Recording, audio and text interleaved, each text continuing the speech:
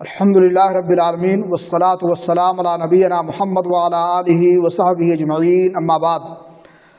ناظرین کرام، جمعہ کا دن سب سے افضل اور بہترین دن ہے، اس لیے جمعہ کے دن اسلام میں کچھ آداب ہیں، ان کا ہمیں پاس و لحاظ رکھنا چاہیے اور انہیں بجا لانا چاہیے۔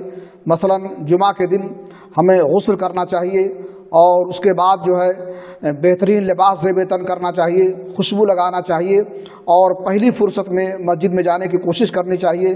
پھر جو مقدر ہو وہ نوافل کا ہم اہتمام کریں اور سورہ کہف کی تلاوت کریں۔ اس طرح سے جمعہ کے دن ہمیں کثرت سے اللہ کے نبی جناب محمد رسول اللہ صلی اللہ علیہ وسلم پر درود پڑھنا چاہیے، اس لیے کہ اللہ کے نبی جناب محمد رسول اللہ صلی اللہ علیہ وسلم نے جمعہ کے دن درود پڑھنے کا حکم دیا ہے۔ اور جمعہ کے دن ایک گھڑی ایسی ہوتی ہے جس میں کی ہوئی دعا رد نہیں ہوتی ہے، اللہ تعالیٰ اسے شرف قبولیت سے نوازتا ہے اور قبول فرماتا ہے۔